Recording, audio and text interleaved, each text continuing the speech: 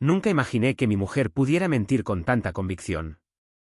Un par de viajes en Cabify, un conductor demasiado familiar, de repente, todo lo que creía cierto empezó a desmoronarse. Cuando por fin descubrí la verdad, mi vida dio un giro que jamás habría podido prever. Ni siquiera sé por dónde empezar. Quizá por la noche en la que comprendí que mi mujer no era quien yo pensaba. Durante años creí tener un matrimonio perfecto, sin hijos, trabajos estables, un piso bonito en el centro y escapadas de fin de semana. Éramos esa pareja que todos miraban con cierta envidia. O eso creía yo. Todo empezó con algo pequeño. Laura, mi mujer, comenzó a pedir Cabifys con más frecuencia. Es más cómodo, decía. Trabajaba en marketing, siempre de reunión en reunión, así que no le di importancia. Pero pronto empecé a notar algo raro, siempre mencionaba al mismo conductor. Sergio. Al principio era inocente. Sergio dice que hoy hay mucho tráfico por Gran Vía, o Sergio conoce una cafetería buenísima en Malasaña. Yo me reía, sin más. Pero luego empezó a arreglarse más de lo habitual antes de viajes de trabajo, se ponía perfume. Se peinaba como si fuera a una cena importante, y bajaba tranquila a ese mismo coche negro. Lo ignoré durante semanas. Me repetía que estaba siendo paranoico. Además, ella se enfadaba en cuanto notaba una mínima duda. ¿Eres absurdo, Tomás? ¿Quieres que deje mi trabajo solo para demostrarte algo? Su tono podía cortar el aire. Una noche llegó tarde, otra vez. Mientras se duchaba, vi su móvil encenderse en la mesilla. El nombre que apareció me heló la sangre, Sergio Automóvil.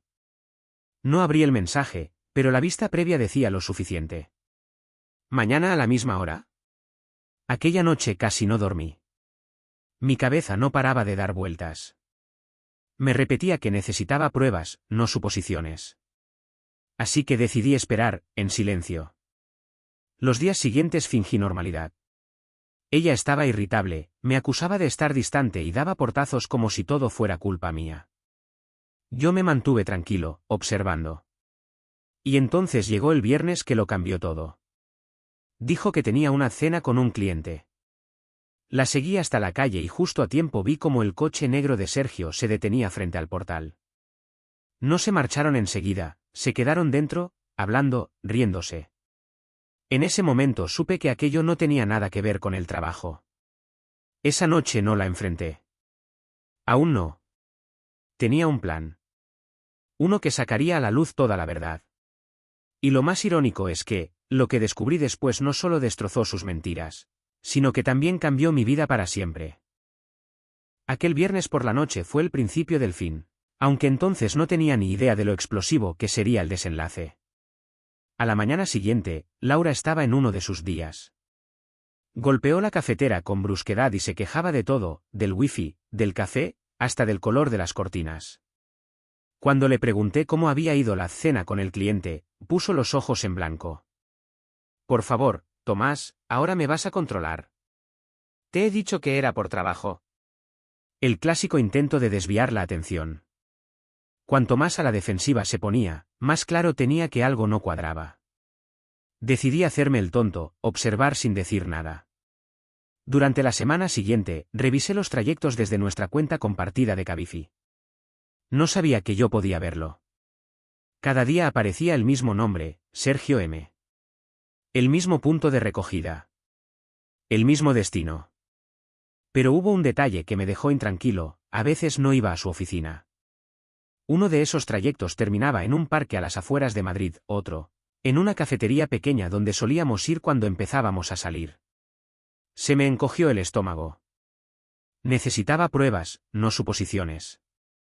Así que el viernes siguiente pedí la tarde libre. Cuando vi que pedía un Cabify, la seguí. Fue una sensación extraña, como si estuviera viendo una película y el protagonista fuera un desconocido. Aparqué a unos coches de distancia. Ella no se dio cuenta. Y entonces lo vi, bajó la ventanilla y allí estaba, riéndose en el asiento delantero con él. En el asiento delantero. Como si fuera su coche. Durante casi una hora el coche no se movió.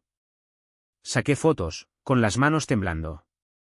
No por venganza, sino por la verdad. Necesitaba verla con mis propios ojos. Esa noche, cuando volvió a casa, estaba sorprendentemente alegre. Tienes una cara rarísima, me dijo, sirviéndose una copa de vino. Sí, respondí. Solo estoy cansado.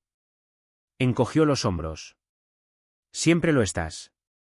Y sonrió con esa sonrisa falsa que antes me encantaba, pero que ahora solo veía como una muestra de soberbia. Fue entonces cuando supe lo que tenía que hacer. No gritar. No suplicar. Terminarlo con cabeza. Porque si ella quería jugar, no tenía ni idea del tipo de juego que yo estaba a punto de empezar. Y lo mejor de todo, jamás lo vería venir. No de parte del marido tranquilo y paciente al que creía poder mentir para siempre. Aquel fin de semana decidí preparar mi plan con calma. No quería discusiones, ni gritos, ni escenas. Quería la verdad, clara, irrefutable y sin dramatismos. Laura, en cambio, parecía vivir en su propia película. Canturreaba por la casa, con el móvil siempre en la mano, sonriendo a mensajes que fingía que no existían. Como si nada estuviera pasando. El domingo me dijo que tenía que ver a un cliente temprano el lunes por la mañana. Perfecto. Comprobé de nuevo su historial en Cabify, mismo conductor, misma hora. Me temblaban las manos al darme cuenta de que volvía a repetirse. El lunes amaneció frío. Ella se arregló como si fuera a una gala, labios rojos, el pelo con ondas, y ese perfume tan fuerte que parecía llenar toda la casa. Deséame suerte, dijo con una sonrisa engreída. Siempre, respondí, devolviéndole la sonrisa. No notó el pequeño localizador GPS que había colocado dentro de su bolso. Una hora después, el dispositivo se detuvo, justo en el mismo parque de la otra vez. Cogí un taxi y fui hasta allí. El coche estaba aparcado bajo un árbol, los cristales ligeramente empañados por el frío.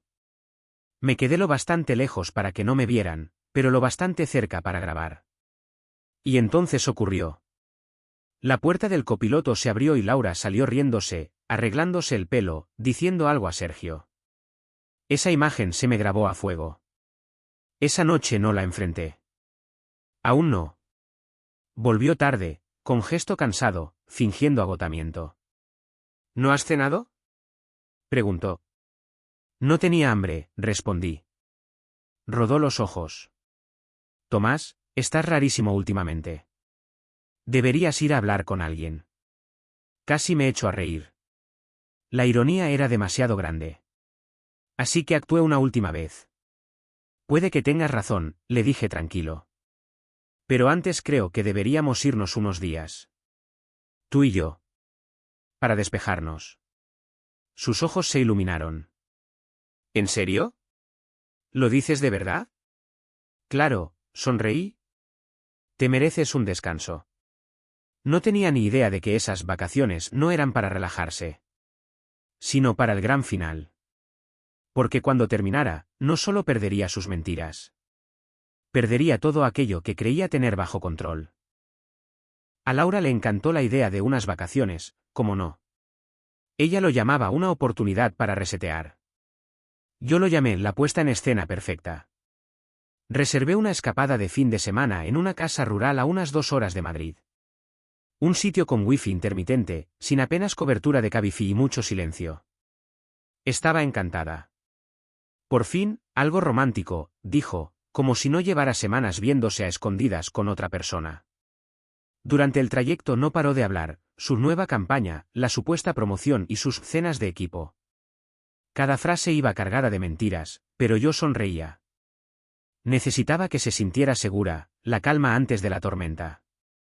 Esa noche, mientras se duchaba, el móvil volvió a encenderse. De nuevo, Sergio. No lo toqué, pero la vista previa era clara. Te echo de menos ya. Espero que él te aburra hasta morir. Me costó respirar, pero mantuve la compostura. Salió del baño tarareando, con la toalla en la cabeza. ¿De qué te ríes?, preguntó. De estar aquí contigo, respondí. Sonrió con sorna. Aprovéchalo mientras dure.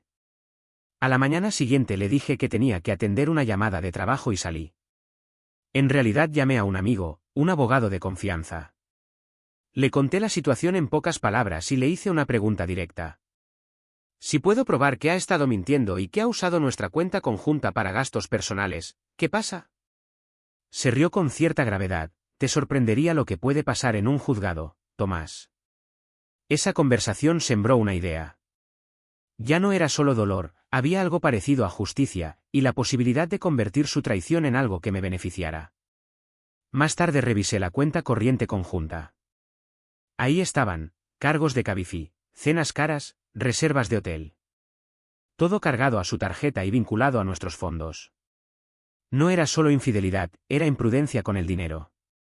Al volver a casa empecé a recopilarlo todo, tickets, capturas de pantalla, mensajes. No la confronté, todavía no. Quería que el momento fuera perfecto. Porque cuando llegara ese momento no se trataría solo de pillarla con las manos en la masa. Se trataría de asegurarse de que sus mentiras salieran rentable, para mí.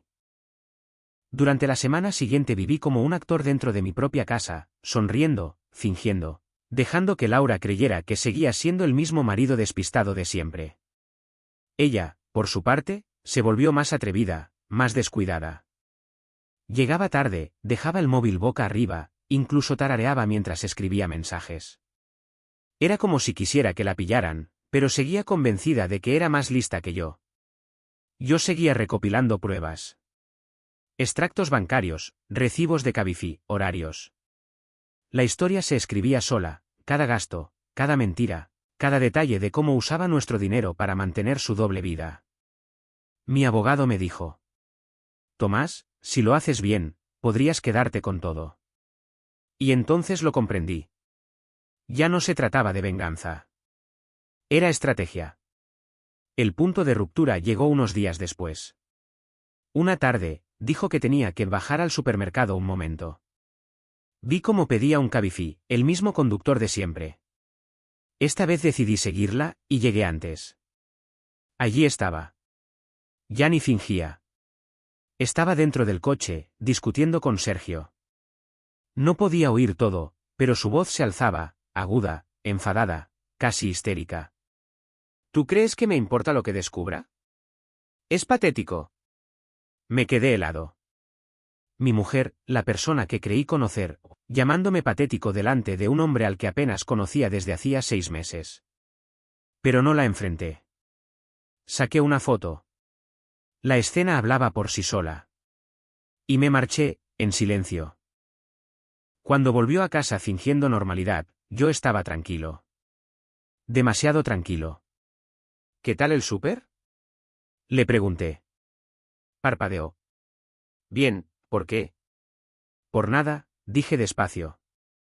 Solo me preguntaba por qué tu Cabify terminó otra vez en el parque. Su cara se quedó blanca, luego roja.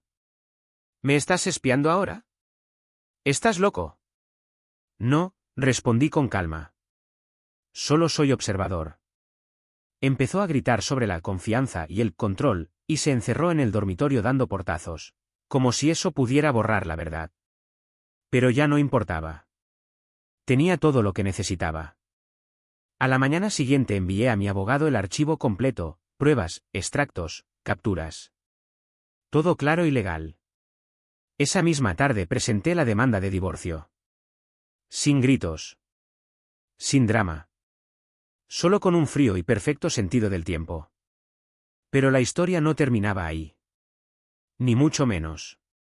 Porque cuando Laura descubriera lo que mi abogado había hecho después, su pequeño mundo perfecto se derrumbaría de una forma que jamás habría imaginado. Pensé que presentar la demanda de divorcio me haría sentir liberado. Pero no. Se sintió como la calma antes de una tormenta que sabía que estaba por llegar. Unos días después, Laura se enteró. Cuando llegué a casa, la encontré dando vueltas por el salón, con el pelo revuelto y los ojos enrojecidos. En cuanto me vio, explotó. ¿Has pedido el divorcio? ¿Sin siquiera hablar conmigo? Me quedé callado, dejé las llaves sobre la mesa y respondí con calma. Tú tomaste tus decisiones, Laura. Yo solo las acepté. Por favor. Soltó, alzando los brazos. Solo haces esto para parecer la víctima perfecta. No puedes sobrevivir sin mí. Su voz se quebró, pero no de tristeza. Era pura rabia. No estaba llorando por el matrimonio. Estaba furiosa porque había perdido el control. Y entonces dijo algo que lo aclaró todo. Te vas a arrepentir cuando veas que no tienes nada. Ni siquiera puedes pagar esta casa sin mi sueldo. Sonreí. En realidad, Laura, sobre eso. Su expresión se congeló. Durante el último mes, mientras ella estaba demasiado ocupada mintiendo y ocultando cosas, mi abogado y yo también habíamos estado trabajando. Habíamos rastreado todos sus gastos personales, todos hechos con nuestra cuenta conjunta. Y, además, ya había contactado con recursos humanos de su empresa sobre un posible uso indebido de gastos de representación. Se quedó blanca. ¿No lo has hecho? Sí, respondí. Y están investigando. Por lo visto, se toman muy en serio el tema del fraude. Gritó, me insultó, me acusó de arruinarle la vida. Pero ya daba igual. La máscara se había caído. Esa misma noche hizo las maletas y se marchó dando un portazo tan fuerte que tembló el marco de la puerta. Me quedé allí, en silencio, viendo cómo su coche desaparecía calle abajo. Y entonces pasó algo casi poético. Unos días después, recibí una llamada del departamento legal de su empresa. Aparentemente, mi aviso había destapado algo mucho más grande que los gastos personales de Laura. Su jefe y el responsable financiero llevaban falseando cuentas durante meses, y los recibos de Cabify de Laura habían ayudado a descubrir el patrón. Me dieron las gracias. Repetidas veces. Y 2 semanas más tarde, me llegó una carta, con un cheque. Uno bastante generoso. Habían decidido recompensarme por haber ayudado a descubrir un fraude interno que podría haberle costado millones a la empresa. Las mentiras de Laura habían construido su pequeño imperio de manipulación. Y, de alguna forma, al final, ese imperio acabó pagándome a mí. Cuando llegó el cheque me quedé mirándolo largo rato. No parecía real. Un gracias de 6 cifras de la propia empresa de ella, la misma en la que cada noche se vanagloriaba y decía ser indispensable. ¿Justicia poética? Sí. Pero eso no fue el final. Ni mucho menos. Laura debió enterarse por compañeros, porque 3 días después apareció en mi puerta. Sin avisar, sin mensaje, golpeando tan fuerte como si aquello fuera suyo. Al abrir, se abrió paso entre mis brazos, temblando de rabia. ¿Te crees que esto es una broma? Gritó, me has destrozado, Tomás. Crucé los brazos. No, Laura. Tú te has destruido a ti misma. Yo solo dejé de protegerte. Empezó a pasearse por el salón, con lágrimas asomando pero sin que llegaran a caer.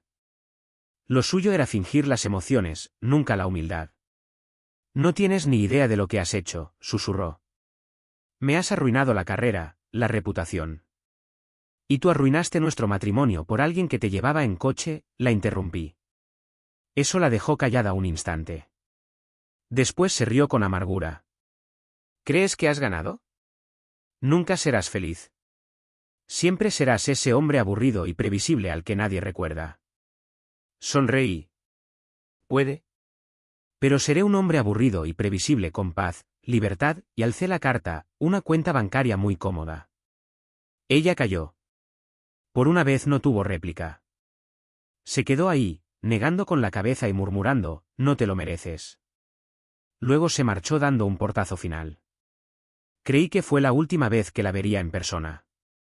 Al menos, eso pensé. Una semana después me llamó mi abogado. Tomás, quizá quieras sentarte, dijo.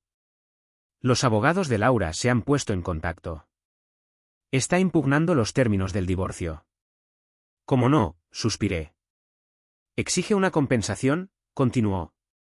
Dice que ella contribuyó a tu éxito financiero. Me reí en voz alta. ¿Ahora se atribuye el mérito de que la haya pillado? Mi abogado no se rió. Es que aún hay más.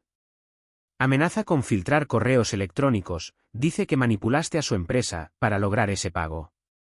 Entonces lo vi claro, Laura no solo estaba desesperada. También era peligrosa a su manera. Yo no había terminado. No podía.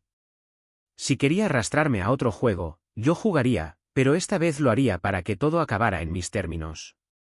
Porque me quedaba un último movimiento. Y sería el que ella jamás podría superar. Las cartas de los abogados no paraban de llegar, amenazas envueltas en lenguaje pulido y formal. El equipo de Laura alegaba que yo había actuado de mala fe, que había orquestado una difamación, para obtener la recompensa de su empresa. Su tono era todo terciopelo y veneno.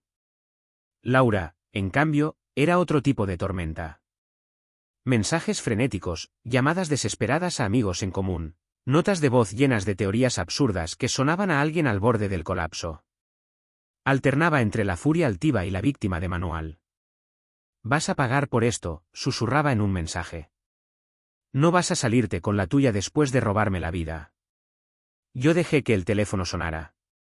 Mi abogado y yo ya esperábamos la función. Es increíble lo alto que grita la gente cuando no ha previsto las consecuencias. Me centré en lo que de verdad importa, las pruebas. Claras, legales, aburridas, pero incontestables. Extractos bancarios, justificantes, correos de recursos humanos. Y una cadena de emails donde la propia Laura presumía de su creatividad con los reembolsos. Nada de filtraciones ni trampas, solo la clase de documentación sencilla que pesa en un juzgado. Se programó una mediación. Laura apareció como si estuviera interpretando un papel, abrigo de marca, aire ensayado de frialdad y un falso gesto de dignidad herida. Su abogada abrió la sesión con una mezcla de orgullo y amenaza. Exigían una compensación generosa y advertían que, si no se llegaba a un acuerdo favorable, divulgarían comunicaciones sensibles. Los ojos de Laura me buscaban, ansiosos, como si todavía esperara conmoverme. Cuando habló mi abogado, lo hizo con calma y precisión. Les explicó el recorrido de las pruebas y luego se detuvo, la miró directamente y dijo: «¿Hay algo más?». Laura se enderezó. El aire cambió. Su abogada esbozó una sonrisa confiada. «¿Y eso sería?». Mi abogado sacó un sobre cerrado y lo colocó sobre la mesa. No lo lanzó, lo dejó caer con la serenidad de un juez que dicta sentencia. La sala entera se inclinó hacia adelante. Durante semanas yo había insistido en tomar una precaución final, algo pequeño, legal, ajeno al dinero o al fraude, pero que dejaría al descubierto la farsa de Laura. Eran mensajes suyos a una compañera de trabajo donde planeaba fingir compasión, y lo más importante, una declaración notarial del ex de Sergio, el conductor, que estaba más cansado de las manipulaciones de Laura que dispuesto a protegerla. Nada escandaloso, nada ilegal, solo pruebas sólidas de cómo fabricaba historias para manejar a la gente y moldear reputaciones a su antojo. La cara de Laura se descompuso. Su abogada alargó la mano hacia el sobre como quien busca aire bajo el agua. Por primera vez desde que todo empezó, su compostura se desmoronó. Empezó a gritar, mezclando reproches y soberbia, pero su voz sonaba hueca, rota. Exigía arbitraje, órdenes de silencio, una medida cautelar inmediata. Su tono subió tanto que el mediador frunció el ceño con incomodidad. Escuché en silencio, tan sereno como quien ha ensayado el silencio 1000 veces. Luego dije solo dos cosas. Primero, quería una repartición justa de los bienes y confidencialidad absoluta para la empresa. Tenían derecho a proteger a sus inversores y empleados. Segundo, quería la propiedad completa de la vivienda y que el cheque de la recompensa se depositara en una cuenta en fideicomiso para saldar las deudas compartidas y realizar una donación a una fundación benéfica, aquella de la que habíamos bromeado una vez. Vi cómo Laura pronunciaba la palabra benéfica como si le supiera amarga. El mediador frunció el ceño, Laura estalló. ¿Vas a donar mi dinero? ¿A regalarlo?, gritó, dando un paso hacia adelante, con un tono entre el histerismo y la rabieta. Chillaba que había sido ella quien mantenía la casa, que yo era un desagradecido, que todo lo que teníamos me pertenecía gracias a ella. Habría sido casi cómico, si no fuera por cómo su rabia parecía devorar el aire. Entonces su abogada hizo algo revelador, pidió un receso para hablar en privado. Salieron del despacho. El pasillo se las tragó. En el silencio que siguió, el mediador dio unos golpecitos sobre el sobre cerrado. El resultado parecía de pronto frágil y enorme. Mientras las veía alejarse, comprendí que mi última jugada no tenía nada que ver con el dinero, sino con la reputación. Si Laura presionaba, aquel sobre se abriría y todo el relato que había construido, su versión cuidadosamente ensayada, se desmoronaría de forma pública y humillante. Ella había apostado por el caos y la confianza, yo apostaba por los hechos y la paciencia. Cuando su abogada regresó, parecía más mayor, como si el peso de las horas la hubiera doblado. Aceptarán tus condiciones, dijo. Pero con una condición. Los pasos de Laura resonaron después, furiosos, agotados, de pronto diminutos. Murmuró un no que apenas tuvo fuerza para salir de su boca. La sala contuvo la respiración. Puse la mano sobre el sobre y sentí el peso de algo que ya no tenía que ver con el dinero. El resto de la historia, la parte que volvería a girarlo todo, empezó justo en ese momento. Cuando su abogada dijo: «Aceptarán tus condiciones», casi no lo creí. Laura, que hacía apenas unos minutos había gritado a todos en la sala, de pronto parecía un globo desinflado. Mucho ruido y nada de aire. Pero entonces añadió suavemente: «Con una condición». Laura se inclinó hacia adelante, mirándome todavía con furia. «Quiero la casa», dijo entre dientes apretados. «Tú te quedas con tu dinero, tu estúpida recompensa, lo que quieras, pero no voy a dejar que vivas en nuestra casa». Era una demanda extraña, casi sentimental viniendo de alguien que había quemado todos los puentes a su paso. Pero asentí despacio. «¿Quieres la casa?» «Perfecto». Su abogada parpadeó. «¿Estás de acuerdo?» «Sí», dije. «Pero si la quiere, asume toda la hipoteca también». «La firmo por completo a su nombre». «Mi nombre fuera de cualquier documento». La abogada parecía incómoda.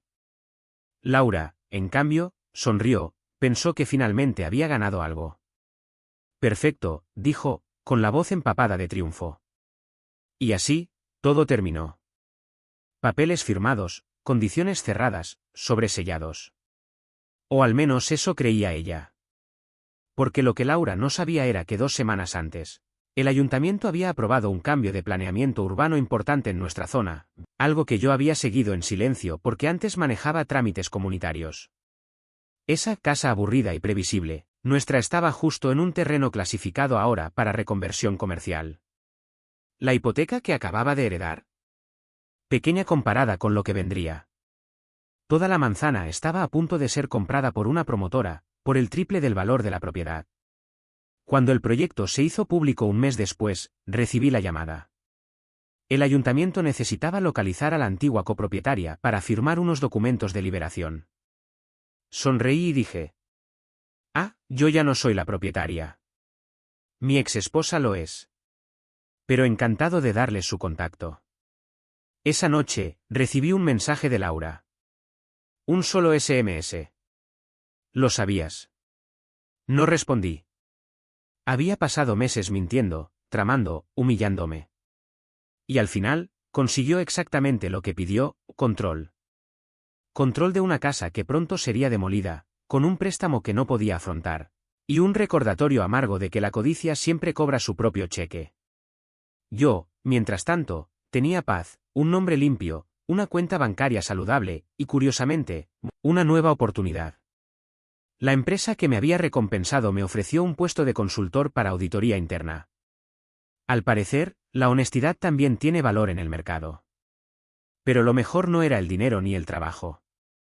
Era saber que, por primera vez en años, no tenía que dar explicaciones a nadie. Especialmente a alguien que confundía la amabilidad con debilidad. Un mes después de que todo se hubiera finalizado, mi vida se sentía tranquila. No vacía, ni solitaria, solo calmada. Me levantaba, preparaba el café, leía el periódico y respiraba de verdad. Nada de gritos, sospechas ni representaciones. El silencio que antes pesaba, ahora se sentía merecido. Pero la calma tiene una forma curiosa de traer sorpresas. Una mañana, recibí una carta oficial del ayuntamiento. No era sobre la casa, sino sobre el proyecto de urbanización. Al parecer, el consistorio había revisado los papeles originales de la propiedad y notaron algo. Antes de firmar todo a nombre de Laura, yo había registrado la parte trasera del terreno, la esquina más pequeña, a mi nombre. El trámite había sido rutinario, hecho meses antes del divorcio, mientras arreglaba la valla y revisaba los linderos del terreno. Ese pequeño terreno de apenas 4 metros de largo era técnicamente mío. Y como los promotores necesitaban cada centímetro para completar la construcción, tuvieron que comprármelo aparte. Cuando me reuní con su representante, se rió. «Sabes que esto es básicamente una acera, ¿verdad?» Asentí. «Sí. ¿Cuánto vale para ustedes?» Sonrió. «Al parecer, bastante». Una semana después, vendí ese pedacito de tierra por más de lo que valía mi coche. La ironía era perfecta, la casa por la que Laura había luchado ya no existía, demolida hasta los cimientos. Y lo único que quedaba en pie, lo único que ella nunca podría tener, era la parte que nunca se dio cuenta de que existía.